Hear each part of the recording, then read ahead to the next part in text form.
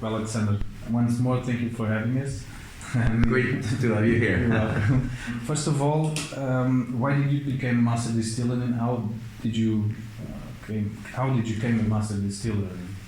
Well, to me, it was a dream come true. I grew up in a farm in South Burgundy, and I grew up making wine. And my grandfather was a bouilleur de cru, meaning distilling your own crop, your own production. And so I've learned to make wine at a young age. As early as I could walk, I was harvesting the grapes and living on a farm with my cousins. And to me, the wealth is in the land. You know, when I see great bartenders, and I always tell them, you are in the farming business. Every product behind the bar, there's a farmer growing something somewhere. So, you know, I had learned to make wine from a young age, and I was like, I'm very independent minded, so I said, I'd like to create my own farm, my own little world. He was too young when I was, you know, ready to work. And so I started working and learning technically on the estate, and then I went on and I said, if I want to run my own little show, I have to learn English. I didn't speak English before, so I learned English. And then I had to learn some business, you know, because I wanted to be able to run a business. And I thought we were going to start a little thing and make the best that we think of. And I met a small cognac producers that was 32 years ago. And he proposed to me, he says, why don't we do this together, because my family wants to retire. And I met the lady, the last heir of the Ferrand family. And we are kind of carrying on that tradition.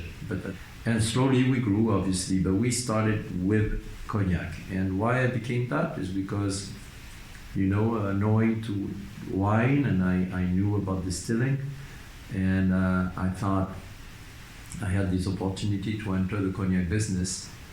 And so I've learned, and I was very lucky. I was entrusted by two master blender and master distiller to train me about distilling and about aging. And so, you know, there's no school for that in cognac. It's just somebody giving you the baton and say, you're going to be the next guy. And so that's what I've learned.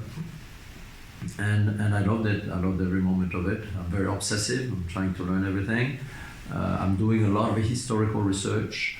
A lot of people think I'm stuck in the traditional of the past, and I don't think it's true, because I want to learn from the past, the present, and the future. You know, we also have a guy working with me who's a PhD and who's, you know, analyzed the soil of cognac and how the relationship about this, his thesis was about the terroir of cognac. And so he's very scientific, and then science is only a little part of making great spirits, but you have to know that part. And then of course traditional training is a bigger part. So that's why I decided this, because to me, you know, what I like the most is creating a spirit. And I did it because when you make a beautiful cognac, you create great emotions. When you make a beautiful rum, it's about the emotions. These are all crazy little creations. All these bottles are like five-legged sheeps, you know, or two-headed chickens, you know, because they're experiments. So here there are experiments about different type of wood you can use. We experience in 15 different type of woods. Or 15. Yes, some of which from Brazil, you know, and some of which from France, and some of which from Sweden, and from which from Japan. Make sure you taste the gin that we aged in a barrel made from juniper berry. The juniper berry tree, we made a barrel with it, like a vat. And it's very delicious. Nobody did it before, as I know of. So we tried, and I was thinking, imagine you run the distillery, and you have 10 pots still, and you distill cognac in the winter. What do you do in the summer? You're young, you're full of energy. Plus also you want to do something with your life. You want to do something with these pot stills. You want to create. I think I'm a creator. I like to create. So we decided with the team, let's make gin. They're like, what? Gin? And yes. And so it took me 5 years to convince customs and everybody. You know, it was difficult. And at the time, once we were done, we're like, nobody wanted to buy our gin, because they're like, rare, this is French gin, it's luxury, like high grade gin. I was helped by two things. Once, it was a journalist from the New York Times who loved Ferrand cognac, and one day he tasted the gin, he said, Alexandre, this is great gin. Then we did all the competition in Germany and in England and in everywhere. And very often Citadel came number one. We had the little distributor in Spain, and he calls me, he says, Ferrand, you know, the great chef. Yeah, of course. He's on TV, he's making a gin and tonic, saying gin and tonic is a gastronomic act. And he's making a gin tonic with Citadel, saying you need to use a high quality gin. And so of course that helps, you know, with these guys. So all this has helped us. And then the trend started in Spain, in Portugal. You guys were really the early guys. And then now it's just the world is looking at great quality gin. As you know now, there's millions of gins. Yeah. But keep something in mind. It is very easy to make gin, but it is very hard to make a great gin. If you make gin, you respect the juniper berries. You know, and so you respect your materials. You make them shine. You know, if you work with cane, you know, for rum or molasses, you just need to have that aromatic. So the key to it is really to capture the essence of what you work for. You're distilling. So when you're a master blender, you're like a nose for perfume maker. And when you're a distiller, you're the alchemist trying to capture the essence. And as a blender, you're trying to marry the essence to create a beautiful tasting experience. And about that, how do you train yourself for the aromas and the flavors that you want to get? How do you train yourself? You know, when I trained, the guy who trained me, he was a dictator with me. And he said I had to taste 80 samples a day and write notes and comment. Well, I remember one day I was working so hard, I was very young, and I was in my home coming back, and I was exhausted, and I had 80 samples to taste, and I was like, is this the job for me? This is crazy. You know, it was at boot camp. And I remember I said, I'm going to make a bath. You know, I go in my bath. I was like, I still have the sample to taste. So I get out of my bath and I put all the samples on the table next to my bath. And I'm tasting, and the water was so hot, and I'm tasting. And then I got a little drunk and put the glasses on the water, and they were floating. And I'm like, all these cognac samples, I'm like, this is a job for me. Well, in the flavors and the aromas that you get, how do you decide it for this type of spirit, like the Citadel gin? How do you decide the flavors or the aromas that you want?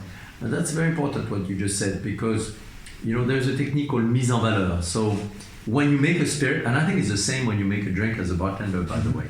When you make a spirit, you have to decide what is it that I'm telling you. So for example, if I'm making Citadel, I'm telling you fresh juniper berries with a little song of citrus. But then I use the other elements, nutmeg and cinnamon and fennel and so on, or violets, not to show you the violet, but to make this beautiful story shine. I want the juniper berries to be the best juniper berries. So of course, to be the best, you just make it pretty with a little citrus and then, you know, the other elements. So again, here is that's your decision when you're making the product, right? So to do that, we had to invent a specific way to make Citadel gin, and we have a patent for that. You're very attached with this, to cognac, to the part that we are. For all of your products, this region has a lot of importance for you, right? For the products. Well, you know, cognac has a lot of know-how about pot still, and you know, a lot of know-how about aging and blending. And that's a common denominator for all spirits. And that's where I was trained, you know.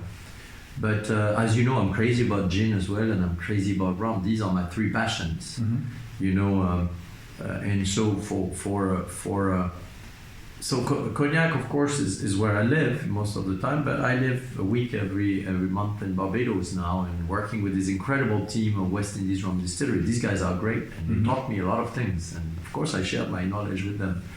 So yes, I like to learn all the time. So in cognac you learn a lot about the blending. Really, it's crazy the way it is being done, and the aging. You know, in the Caribbean, you learn a lot about fermentation and distilling. They know about every type of pot still or every type of column still. They have learned, they have borrowed knowledge, and they have developed their own knowledge. So what I'm trying to do is add up all this knowledge that helps me create, you know, these spirits. So yes, cognac is kind of, you know, of course, my first love. But luckily, I have three loves. Now 3? Yeah, cognac. As you know, rum and gin. These are And the the other, three. and the other like the dry curacao that you've made. The dry curacao, see, these are the dry curacao is like a cousin of cognac, that falls under that category. When we make Stiggins pineapple rum, that falls under the, of course, the rum, for example. When we make a gin, that's with, cherry petals, that's within the gin. So they belong to these three worlds, in my mind, at least they belong in these three worlds. That are very specific worlds. For the degree, the alcohol degree, do you have some justification, or why do you want some degree on each bottle or on each product? Do you have something? That's a very, very important question, by the way. Very important, because if you look at the proof of my products, they're all over the place. Yeah, that's we have 40.2, we have 69, we have 58, 57.8. Because the job is to find the perfect proof. Because the proof is a multiplier of the taste elements of that spirit. So you want to multiply high or low depending on the quantity you start with. Okay. But then if you understand them well, and that's why I'm so happy you guys are here, is just you want to understand that instrument. You want to see the guy making that instrument. What kind of wood you were using, and so how dry is that, and so on. So my suggestions, I always say, I had just had a journalist from New York that was asking me about Stiggins Fancy, and I said, what was the drink or your dream when you made that product? I made Stiggins as a sipper, to be sipped. And every time I go into a bar, a bartender makes a drink with this, and I'm like, of their creation, I'm like, wow. I had no clue, you see. Gives you an idea. That, I had no clue. This is their job. My job is to make this and say, here, this is my baby. I always say, when a violin player is good, when he plays, it looks hard. When a violin player is excellent, it looks easy. And I think it's great same for a drink. It should feel easy, but behind there's all this complexity. But that's not for you that's not for me to tell you. You should just feel the beauty of it. And I think it's the same with a drink. You can have like something that feels very simple, very straightforward, but there's so much attention to it. And one last question. What do you think is the best part of your job? The creative part, one, and the second part, being with the team. I'm lifted by these guys. I'm not easy to work with, I know, but I owe so much to them. They feed me. And as you've seen, all the Ferrand, maybe Vincent, all these guys, they're special. They're special people. And they're not chosen by chance. And they lift me. And so that's the part. And so when I get to create these products and live with these guys, as you see, I live with everybody around, that's the two parts I like the most. That's it. If I can do both for the rest of my life, it's perfect. Being with a team of great guys, that are a bit crazy, and and creating products, and we can make a living doing this. You guys come and visit. That's okay.